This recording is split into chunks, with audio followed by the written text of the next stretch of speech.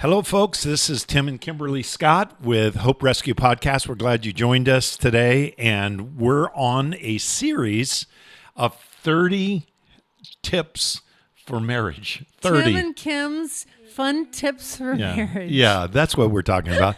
But it's really been fun. I mean, we're kind of working through these, but there's so much that makes marriage work, and we just wrote these down, kind of random. They're not in any particular We didn't order. Google anything. We're just throwing at you Yeah. some years of Yeah. experience. Actually, let's do the math here real quick. So How many years of experience? combined, so we've both been married before, but combined years of experience, let's see, I have had 28, 26 years, almost 27 years. So 35, 45, 46 years. So let's map that up. 46 years of marriage We're in mine. talking And 46 and 26. It's too much to handle right Okay, now. so a lot. We have a lot of experience. Yes. Not all good. We don't math very Not well. all good. But it's a lot. Well, Yeah. what I was going to say practically is that Yeah. really nobody gathers wisdom until they've made their own mistakes. Yeah. And you can Google or search things and look for things to help, which we really encourage Yeah. people to do. And I think when Yeah. we were younger, in the younger years, there wasn't a lot of that.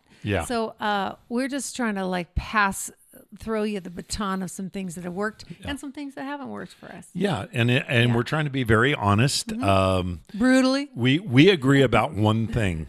We both agree. I'm we right. both love me. We both love me. That makes our marriage I work. was saying that I'm always right. Yeah. That's what we One do. of the things that, this kind of outside of this, but we were talking about this yesterday. You know, it's always good to talk about your relationship, your marriage, and what you appreciate. We both appreciate very much.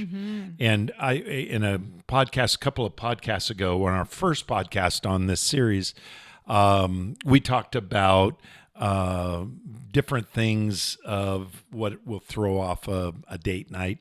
Yeah. And one of them is I have a tendency to be critical. But here's an interesting, you said this to me last night when we were talking. I'm not very critical of you. And No, I don't know I'm how actually, I'm so grateful for that. Yeah, and you've never really have been. I'm not critical, and I so don't. grateful for that. I'm very, Yeah. very. I have such a high opinion of you. Don't blow it. Yeah. And I of you, Tim. And Yes. I of you. Yes. Well, thank you for joining us. Yes. We're gonna. We're the Mutual We're Admiration gonna leave now and Society.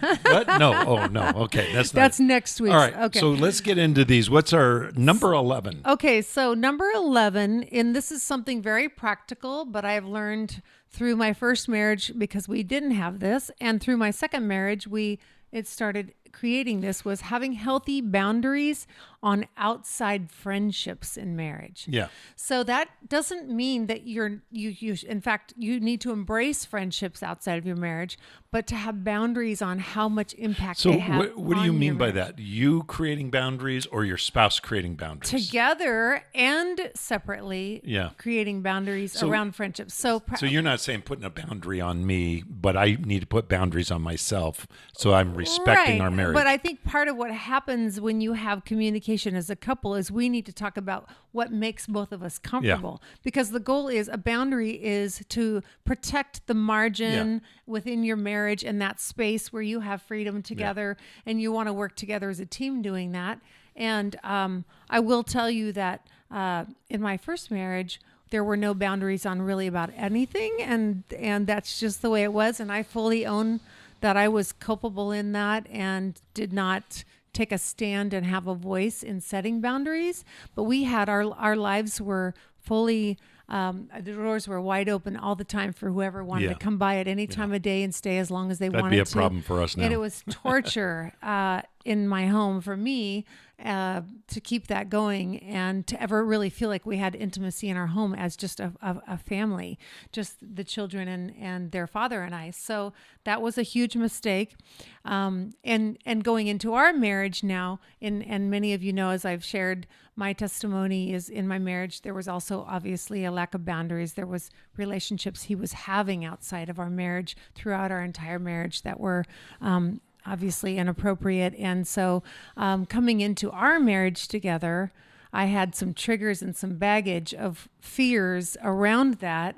And so we began to kind of negotiate that as couples, you know, and you had been single for 6 years when I met you. Yeah. And had a lot of friends, men friends and some women friends, you know? Right. And so we had to have those hard conversations about the things that made each other comfortable and uncomfortable. And for me, Well, we have some great friends together. we do. You have great friends. You've got some girlfriends Yes. that you have that you're very Yeah. close, but it doesn't intrude on our relationship.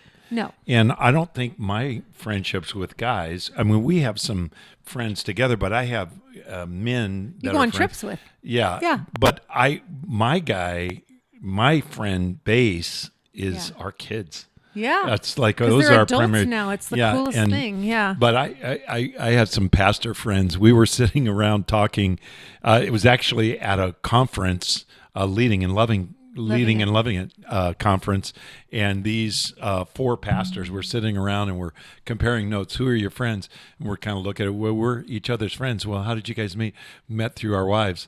So most of our friends came through our wives. Yeah. I It's think like- women are more driven to be relational. Yeah. It's unfortunate that men don't pursue And it's a good that thing we more. get along with these guys You because really do. we get Yeah. along great. That's been a blessing. But Yeah. I think for some people, they're bored in their marriage. Mm-hmm. I've become more of a homebody. I think I always have been to Mm-hmm. a certain extent, but I like being home. I like being with you.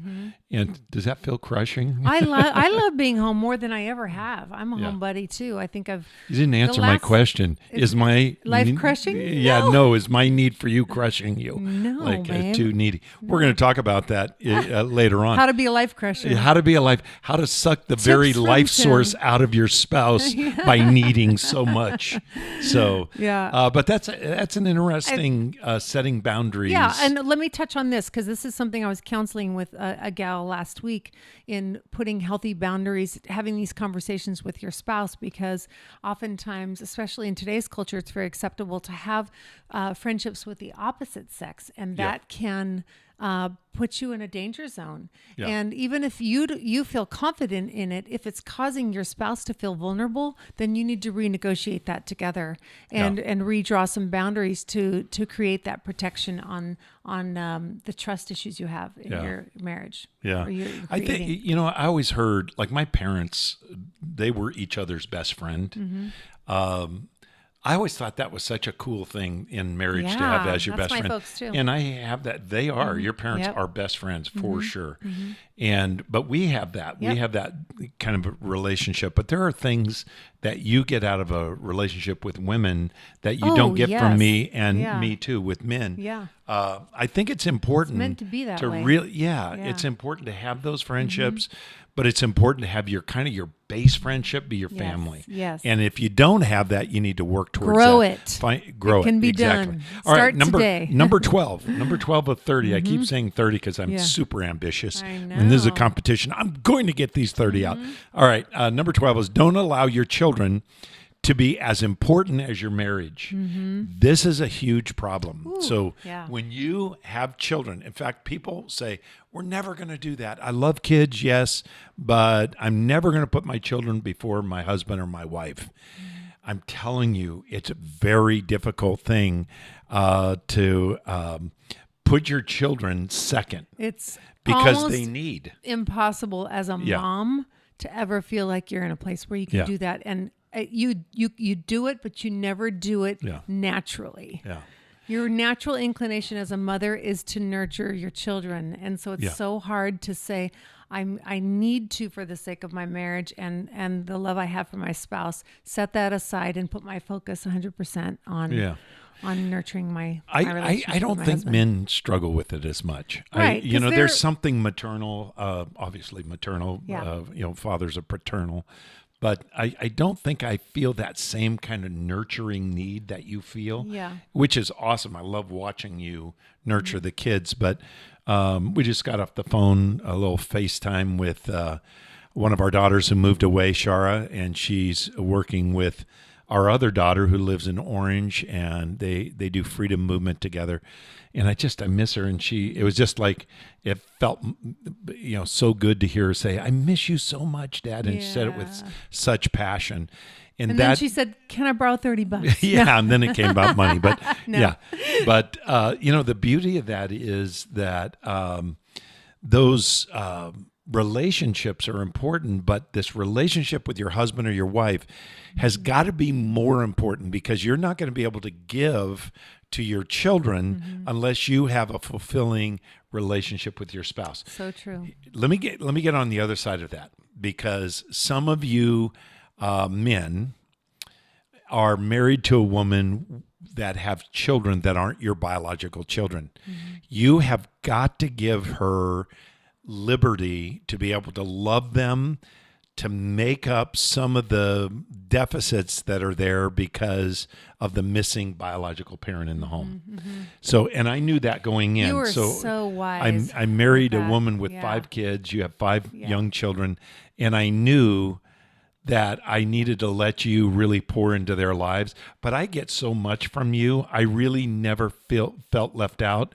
Sometimes I would not be jealous, but just kind of like I want a little more attention. I think what you did so beautifully was you took time in the first year to kind of earn the right into their hearts and Yeah. lives, because they're obviously, with what they'd been through and some of the trauma they'd experienced, there was a fear of Yeah. letting, not some of them, but others.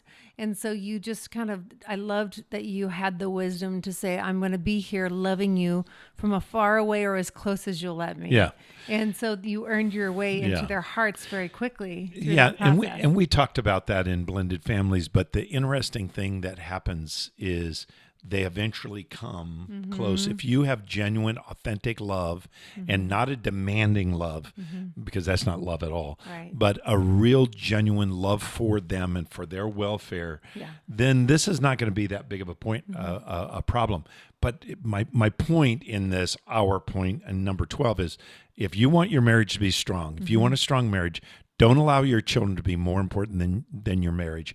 Work on your marriage first, and then secondly, you can move on. Number 13. So that kind of leads us into the next point, and this is something to begin before you get into marriage, ideally, is Exactly. discussing your strategy and styles of child rearing, Yeah. because that can be that can cause a bomb to go off in your house if you're one that's all about corporal punishment because your dad did that to you, and you married someone who had never even had a swat on the butt.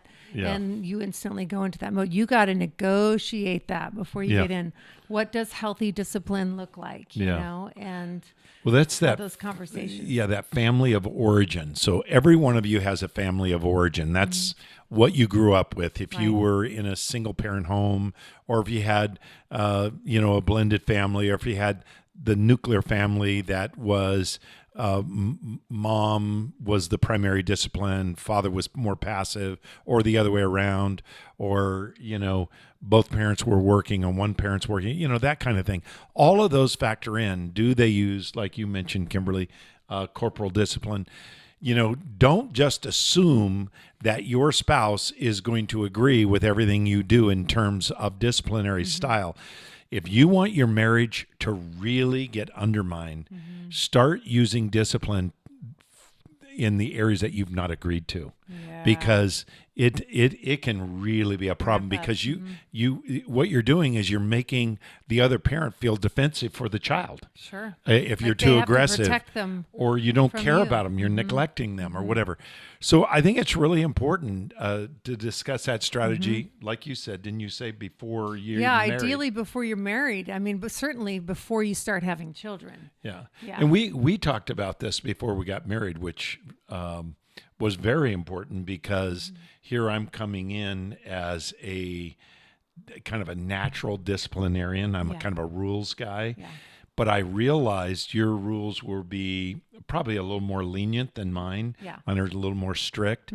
And I decided early on not to make it about my rules and my sensibilities, but to really develop bigger value system and make a distinction between what is morality and what are values and what are my preferences, because sometimes we discipline children because we're uncomfortable with what they're doing, and it has nothing to do with values development. Just that you don't like something. Yeah, you just don't like it. Like I want everybody to be quiet because I want to read this book or watch this TV show, or I just want to be try doing left that alone. with 5 kids, ages 14 down to 4. And Everybody you start be quiet. Yeah, you start watching TV shows that they like. Yes. And True. you start wrestling and doing all.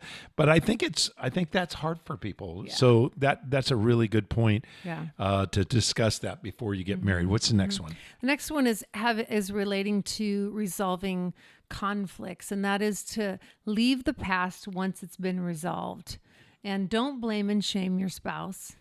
So go into it with conflict resolution and choosing your battles. So you're really big on this. You're really big, and I remember when we were writing this, you talked about. I want to make sure we talk about conflict resolution. I want to talk about choosing your battle. Yeah. So before you say anything about that, I want to say something about how you do that.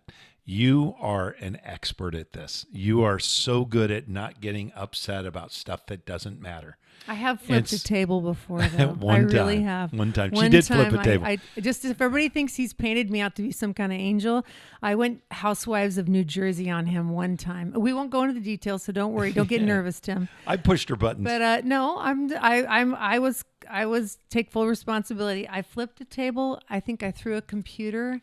No, the computer was on the table. Oh, yeah. And it was a little side table, so it wasn't a moment. big table like this one. I would like to blame table. it on menopause, although I don't think that's responsible either. I don't know what happened, but my eyes were this big around. Yep. And but then, he knows now. He knows you don't push that button. Yeah. Nobody puts baby in the corner. Isn't that from that movie? I went Jerry Springer. What was that on movie? you. That was Dirty Dancing. Yeah. Oh, Nobody puts baby in the corner. Yep. Yeah. Yeah. So anyway. So yeah. that's not the ideal, but it's human. So forgive yourself if you. And actually, that was over that night. Yeah. It was at We nighttime. ended The up kids were laughing gone. about it later. Well, I mean, very soon afterwards, and we reconciled that. And that's one thing that we've been very intentional on, and that is in talking about conflict resolution.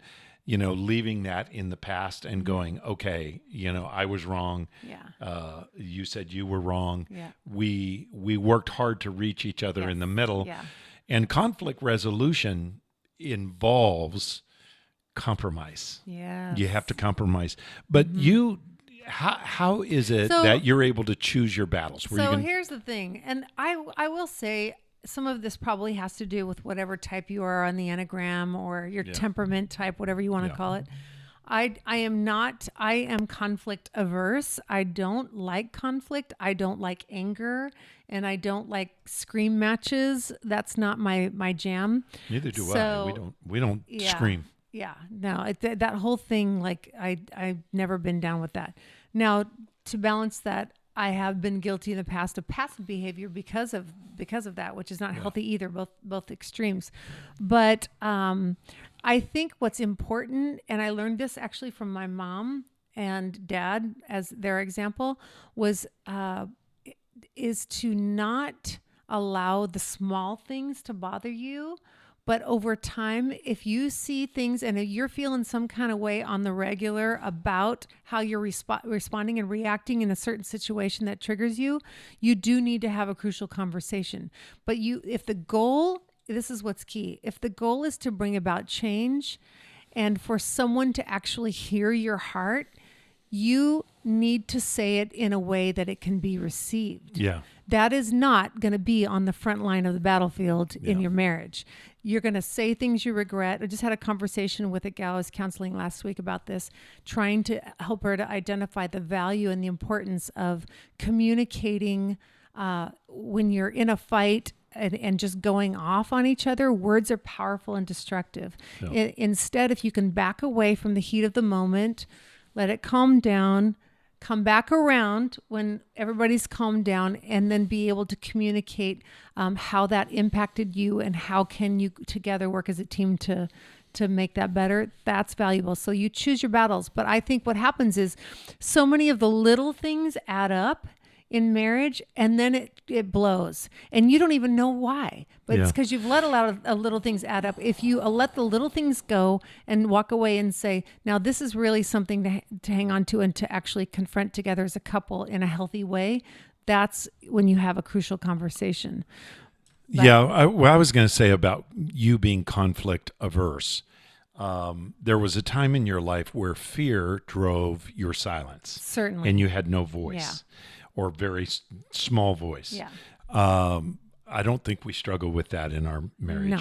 You have a voice. And to any of our listeners, I want you to understand that, especially women, but men too, if you are living in fear, fear destroys intimacy. And so you need to have those conversations. If every conversation you have results in a huge conflict, these high conflict people, HCPs, we call them high conflict people. If this high conflict person is constantly wanting to fight, and so much so that you have to live in fear and you don't have a voice because of that fear, I think you have to have a conversation. It may take a third person, usually a counselor, and say, I need to get a voice, because women, you need to have a voice. Men, you need to have a voice. I do know a couple years ago that I counseled. This man had no voice. Every time he would speak up, he would be shouted down by his wife. It happens both sides. Both genders will do this. Yep. And a lot of it has to do with family of origin. A lot of it has to do with baggage that's not been, dealt with.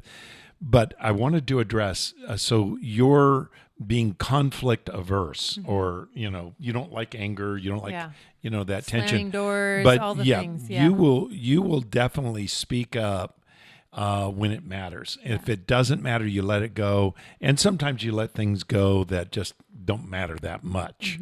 They do matter, but not that much. And choosing your battles is not losing your voice. Right. Remember that. It actually makes your voice more powerful. Yeah, you don't have to fight everything, and you don't have to prove your voice. I had a couple. This is kind of a little bit side note, but I want you to hear this. So this couple was having a hard time with a really unruly child. And they said, it's like everything's chaos. And I said, okay, what you're doing is you're dealing with about 15 to 20 bad behaviors, and you're trying to manage all of those at once. What you need to establish is a relationship of love and respect. What's happened is that love and respect is gone.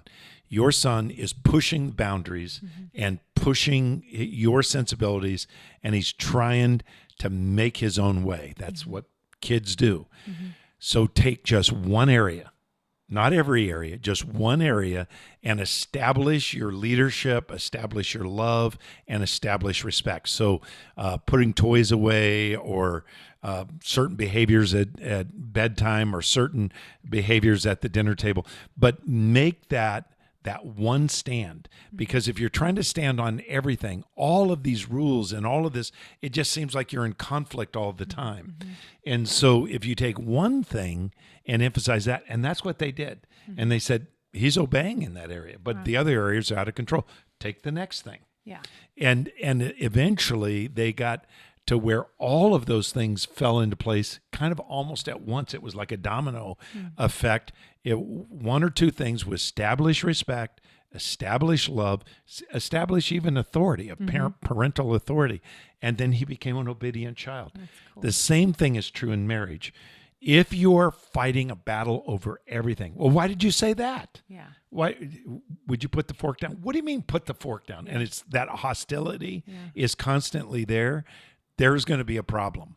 So take and pick your battles. So our last thing, and this is all we'll deal with in this episode, is don't project your past on your spouse. Oh, that's a good one. Yeah, and it could be a whole show. But let's just deal with those in a few moments. So both of us were married before, and every one of you, if you're married or if you're getting ready to be married, have been in relationships before. Whether you're married or not, you know that you have been hurt in the past. If you hadn't been, you probably would not be looking for a new relationship. Right. So some of that is good stuff. And you go, man, my former spouse did this. Why can't you do that? And it's that kind of, you're not, meeting that standard. Or he did this. And so I'm afraid when you do this, that's what you mean. And, he left me. And so every time you say you want to go to the store, I think you're going to leave me. Right. That kind of projection of your past experiences is difficult. Yeah. We've experienced that in our marriage. Our first year for sure. Yeah. There was, I think, it's interesting because becoming a single mom and having that time of independence was so healing for me. And I really do believe I felt completely ready to marry, right, and that I was whole again after that time, rediscovering who I was, what my purpose was, my strengths, and the Lord just really turned my life back upright. Yeah. That being said, I realized in my first year of marriage that the healing had really just begun, and really there was parts of my life that couldn't be healed until I was in a relationship with you, where I had the safety and commitment to actually process, because some of the things in that first year would trigger some of those fears, and you were willing to patiently work through that with me. And I remember you saying one time, don't hold me accountable for your past husband's mistakes. I'm not that man. Yeah. Please don't let me take the brunt of that. And I felt so convicted, because I was, in my mind thinking, always living in fear, will this happen again? Or if he does this plus this, will this mean this, And so it took time and your patience and your love and your consistency to help me to recognize this was my problem, and only I could heal it with me and the Lord, and learn to let that go. Yeah, that's good. Yeah. Well, listen, we're going to close this out, but I feel kind of strongly, we don't normally do this, but would you hold my hand and pray for these families? And we love you, and we want your marriages to be strong and God to intervene. Heavenly Father, I just pray for the listeners to this podcast. I pray that they might be encouraged that when there is past, that it can be resolved. And when there is conflict that needs to be resolved, that it can be resolved in the context of marriage. And for those who need outside help, a pastor or a counselor, a therapist, whatever they need, I pray they would have the humility to ask for that help. I pray that the couples that listen to this podcast would listen to each other, that they would fall on their knees together and pray together and encourage growth, and that they would learn to love well. I pray for increased intimacy in their spiritual life, in their physical life, in their emotional closeness. We commit them to you. We thank you for our listeners. We thank you for the way you've worked in our lives and as a husband and wife. And we pray that we would continue to grow and our listeners would continue to grow. We commit them to you in Jesus' name. Amen. Next week, we'll go on with some more. Thanks for listening to Hope Rescue Podcast. God bless you. Have a great week. Bye, guys.